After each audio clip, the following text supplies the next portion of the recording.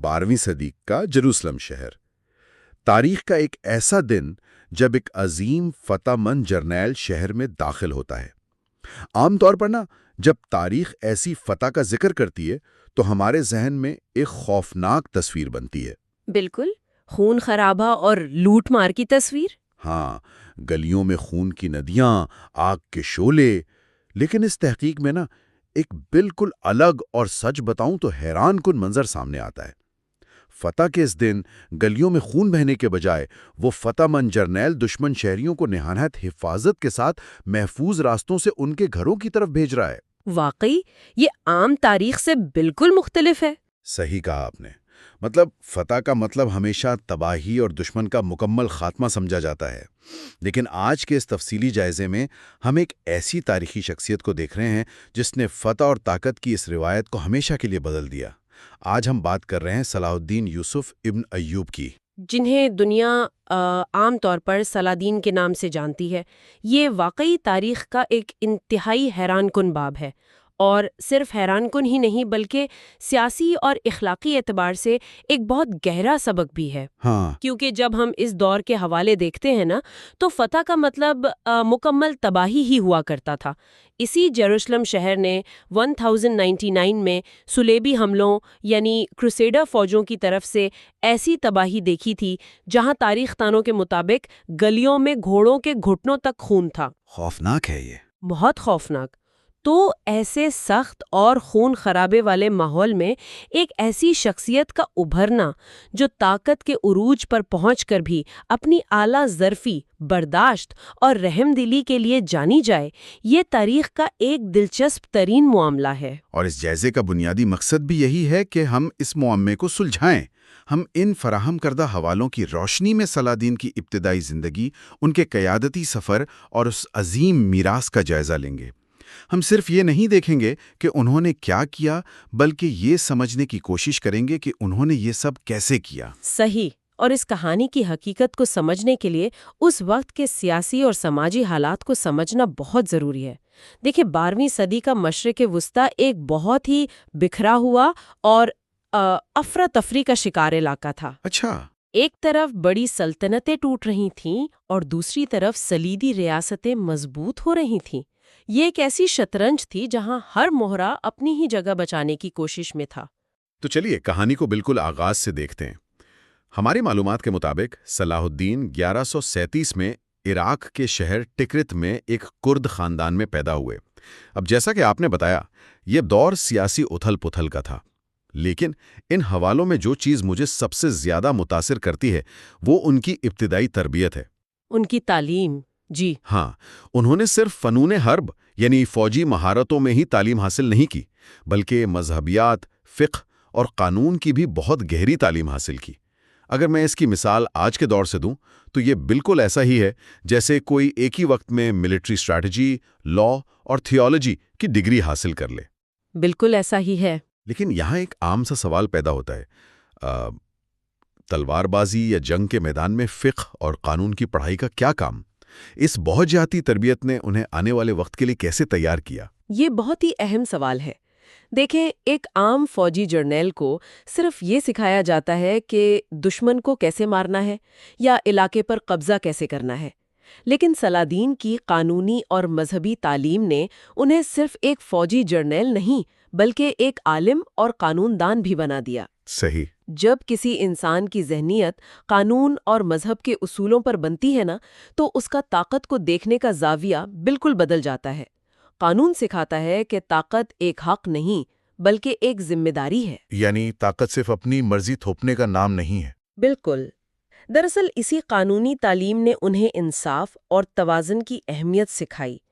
فقہ نے انہیں بتایا کہ جنگ صرف تباہی پھیلانے کے لیے نہیں ہوتی، اس کے اخلاقی اصول ہوتے ہیں۔ دشمن شہریوں کے حقوق کیا ہیں، جنگ کے بعد بندیوں کے ساتھ کیا رویہ ہونا چاہیے، جو عام فوجی نہیں سوچتے؟ بالکل، ایک عام جرنیل نہیں سوچتا۔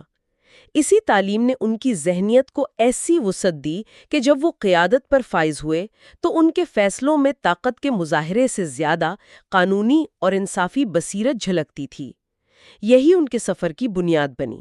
تو یہاں سے ان کا سیاسی اور فوجی سفر شروع ہوتا ہے جو حقیقتاً انتہائی دلچسپ ہے۔ حوالے بتاتے ہیں کہ انہوں نے آغاز اپنے چاچا شرکوہ کی نگرانی میں کیا جو زنگت فوج کے جرنیل تھے۔ وہ مصر کی مہمات پر گئے اور فوجی خدمات انجام دیتے دیتے صلاح الدین فاطمید خلافت کے وزیر بن گئے۔ ہاں، اور یہ ٹرننگ پوائنٹ تھا۔ اور اس کہانی میں اچانک ایک حیران کن موڑ آتا ہے۔ 1171 میں انہوں نے اس فاطمید خلافت کی حکومت کو ہی ختم کر دیا۔ انہوں نے سنی حکومت بحال کی اور اپنی طاقت کو یکجا کر کے ایوبید سلطنت کی بنیاد رکھ دی۔ اب یہاں میں تھوڑا رک کر ایک سوال اٹھانا چاہتا ہوں۔ جی پوچھیں۔ تاریخ گواہ ہے کہ صرف میٹھی باتوں اور سخاوت سے اتنی بڑی سلطنت کا تختہ نہیں الٹا جا سکتا۔ سیاست میں بغاوتیں ہوتی ہیں۔ ایک نیا آیا ہوا وزیر اچانک ایک پوری صدیوں پرانی سلطنت کو ختم کیسے کر دیتا ہے؟ اس کے پیچھے میکینزم کیا تھا؟ آپ نے بالکل ٹھیک نشاندہی کی۔ بظاہر یہ ایک معجزہ لگتا ہے، لیکن حقیقت میں یہ صلاح کی انتہائی دور اندیش سیاسی اور معاشی حکمت عملی تھی۔ وہ صرف ایک رحم دل شخص نہیں تھے، وہ ایک بہترین سیاسی شطرنج کے کھلاڑی بھی تھے۔ اچھا۔ جب وہ وزیر بنے تو انہوں نے اچانک تختہ نہیں الٹا، انہوں نے بہت صبر سے کام لیا۔ تو یعنی انہوں نے قدم قدم اپنی گرفت مضبوط کی؟ جی ہاں، سب سے پہلے انہوں نے فاطمید دربار اور فوج سے ان لوگوں کو ہٹایا جو مخالف ہو سکتے تھے اور اپنے وفادار فوجیوں کو تعین کیا۔ اس کے علاوہ انہوں نے اقتا کے نظام کو بہت حکمت سے استعمال کیا۔ یہ اقتا کا نظام کیا تھا؟ سننے والوں کے لیے اس کی تھوڑی وضاحت کیجیے۔ اقتا دراصل زمین اور اس سے آنے والے ریونیو یعنی مالیے کا ایک حصہ ہوتا تھا جو فوجی جرنیلوں کو ان کی وفاداری کے بدلے میں دیا جاتا تھا۔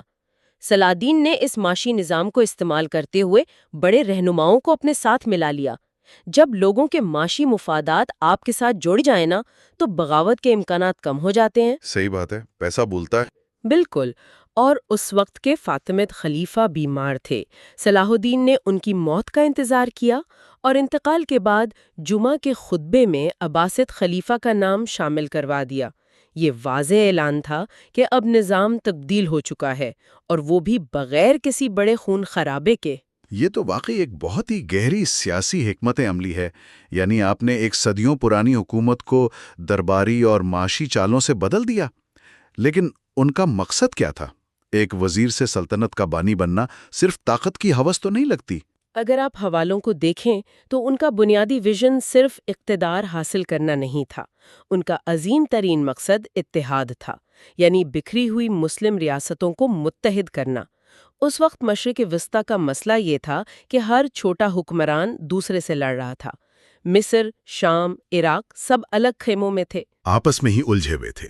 ہاں، صلاح الدین جانتے تھے کہ جب تک یہ سب ایک پرچم تلے نہیں آئیں گے وہ باہری حملوں یعنی صلیبی ریاستوں کا مقابلہ ہرگز نہیں کر سکتے۔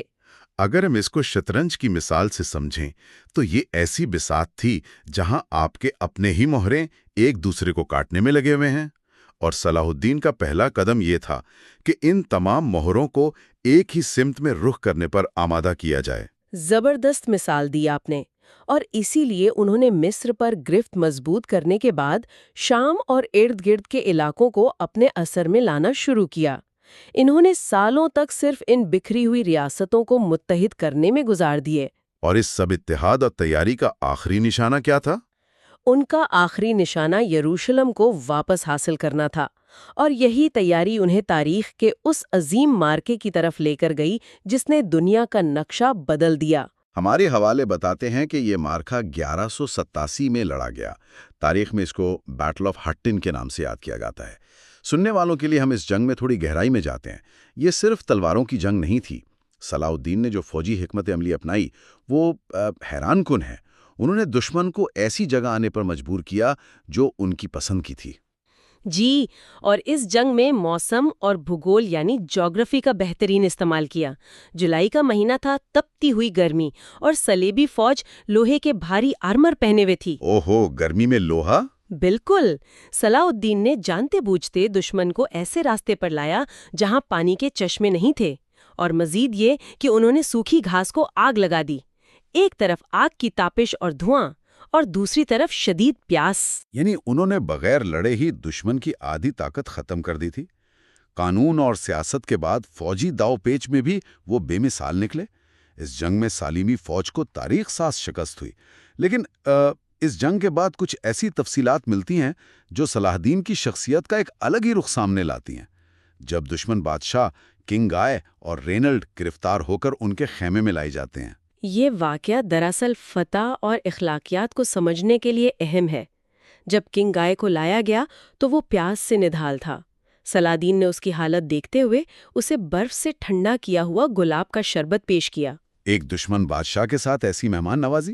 ہاں، یہ ایک صدیوں پرانی روایت کی یاد دلاتا ہے جہاں دشمنی اور عزت ساتھ ساتھ چلتی ہیں۔ لیکن اسی خیمے میں صلاح الدین نے رینالڈ کو پانی دینے سے منع کر دیا اور اسے قتل کر دیا، کیونکہ رینالڈ نے بار بار معاہدوں کی خلاف ورزی کی تھی اور قافلے لوٹے تھے۔ اس سے واضح ہوتا ہے کہ ان کی رحم دلی کوئی کمزوری نہیں تھی۔ آپ نے اس نقطے کو بہت عمدہ طریقے سے جوڑا۔ ان کی ابتدائی قانونی تعلیم یہاں پھر سامنے آتی ہے۔ انصاف تبھی معنی رکھتا ہے جب اس میں توازن ہو۔ انصاف کرنے والا اندھا دھند رحم نہیں کرتا اور نہ ہی اندھا دھند ظلم کرتا ہے۔ رینالڈ کو قانون کے مطابق سزا ملی اور کنگ گائے کی عزت کی گئی۔ اور اس فتح کے فوراً بعد جس مقصد کے لیے انہوں نے سالوں محنت کی تھی وہ دن آ گیا۔ حطن کی جنگ کے بعد صلاح الدین کی فوج نے جیروسلم کا رخ کیا۔ شہر پر قبضہ حاصل کرنا آسان نہیں تھا، لیکن جب فتح ملی تو وہ تاریخ کا ایک عظیم ٹرننگ پوائنٹ ثابت ہوا۔ اور جہاں تک ہم نے شروع میں ذکر کیا، ان کا رویہ عام فتح مندوں سے بالکل مختلف تھا۔ جب یروشلم فتح ہوا تو صلاح الدین نے شہر کے عیسائی شہریوں کی جان بخشی کا اعلان کر دیا۔ انہوں نے ان لوگوں کو ان کی عبادت گاہوں میں آزادی کے ساتھ عبادت کرنے کی اجازت دی۔ فوج کو واضح ہدایت تھی کہ کوئی املاک جلائی نہ جائے۔ اور بندیوں کے لیے کیا فیصلہ تھا؟ بندیوں کو رہا کرنے کے لیے فدیہ طے کیا گیا۔ اور ان حوالوں میں ایک واقعہ مجھے انتہائی متاثر کن لگا۔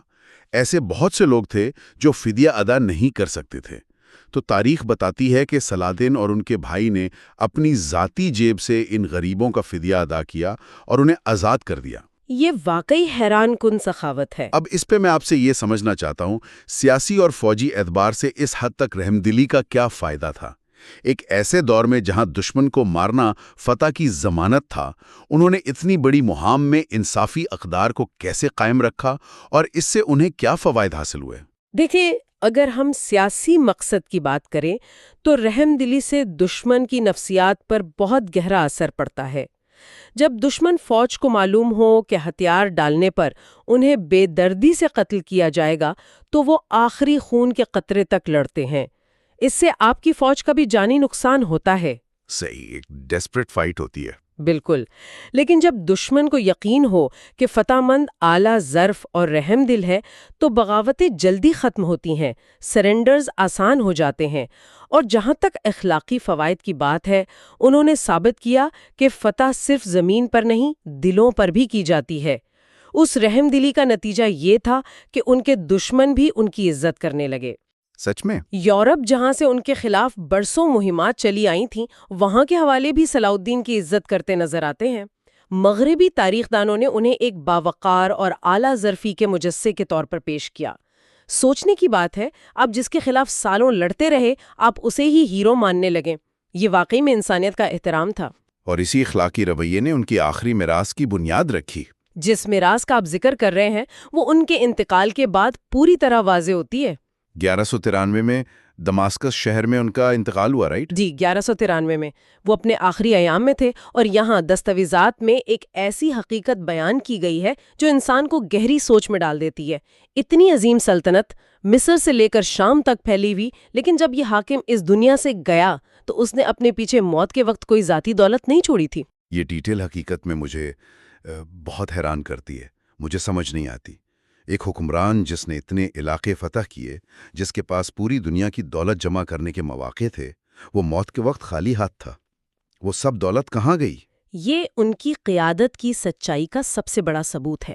حوالے بتاتے ہیں کہ ان کی ساری دولت ان کی فوج، فلاحی کاموں، ریاست کے دفاع اور غریبوں کی مدد میں خرچ ہو جاتی تھی، یہاں تک کہ ان کے دفن کے خراجات پورے کرنے کے لیے بھی مشکلات ہوئیں۔ باپ رے، ایک عظیم فتح مند کا یہ حال!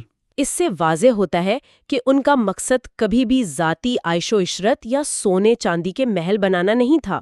ان کی اصل دولت وہ مٹی کے محل نہیں تھے، بلکہ ان کی چھوڑی ہوئی اتحاد اور برداشت کی میراث تھی۔ اور اس میراث نے مشرق وسطیٰ کے سیاسی نظام کو ہمیشہ کے لیے بدل دیا۔ ان کے جانے کے بعد بھی ان کی بنائی ہوئی ایوبید سلطنت نے ایک عرصے تک اپنا اثر قائم رکھا۔ بالکل ٹھیک کہا۔ ان کی مہم ربط نے طاقت کے توازن کو ایسے تبدیل کیا کہ سینکڑوں سال تک نشان باقی رہا۔ انہوں نے حکمرانی کا ایک نیا ماڈل پیش کیا، ایک ایسا ماڈل جس میں مذہبی ایمان، حکمت عملی اور سب سے بڑھ کر انسانیت شامل تھیں۔ آنے والی نسلیں اور حکمران ان کی اس مثال کو سامنے رکھتے رہے۔ یعنی انہوں نے زمانے کو یہ سبق دیا کہ مضبوط قیادت صرف دوسروں کو تباہ کرنے کا نام نہیں ہے، اصل قیادت بکھرے ہوئےوں کو متحد کرنے اور طاقت ہوتے ہوئے بھی انسانیت کو ترجیح دینے کا نام ہے۔ یہی ان کی کہانی کا نچوڑ ہے۔ انہوں نے 12ویں صدی جیسے افراتفری کے دور میں یہ ثابت کیا کہ طاقت کو ہمیشہ اخلاقی اصولوں کے تابع رہنا چاہیے۔ اسی لیے آج بھی جب عظیم قیادت کی مثال دی جاتی ہے تو صلاح الدین کا نام عزت سے لیا جاتا ہے۔ تو آج کے اس تفصیلی جائزے کو ہم سمیٹتے ہیں۔ ہماری تحقیق میں یہ بات صاف ظاہر ہوتی ہے کہ صلاح الدین کی زندگی سننے والوں کو یہ یاد دلاتی ہے کہ عظیم قیادت صرف جنگیں جیتنے میں نہیں بلکہ رحم اور لوگوں کو متحد کرنے میں پوشیدہ ہے۔ ان حوالوں نے ہمیں سکھایا کہ ان کی فتح واقعی بے مثال تھی۔ بالکل، ایسی فتح جو تاریخ میں کم ہی ملتی ہے۔ اس انتہائی دلچسپ اور فکر انگیز گفتگو کے آخر میں سننے والوں کے سوچنے کے لیے ایک سوال چھوڑنا چاہتا ہوں۔ اگر ہم اس ابتدائی منظر کی طرف واپس جائیں جو ہم نے شروع میں بیان کیا تھا، فتح کا روایتی تصور جہاں خون کی ندیاں بہتی ہیں، اگر صلاح الدین کا سب سے بڑا ہتھیار ان کی دھاردار تلوار نہیں بلکہ دشمنوں کے لیے ان کی رحم دلی تھی، تو یہ بات ہمیں تاریخی فتوحات کو دیکھنے کے بارے میں کیا سکھاتی ہے؟ اگر آپ کے عظیم ترین دشمن بھی آپ کو ہیرو ماننے پر مجبور ہو جائیں تو کیا واقعی عظیم فتوحات زمینوں پر ہوتی ہیں یا دلوں پر؟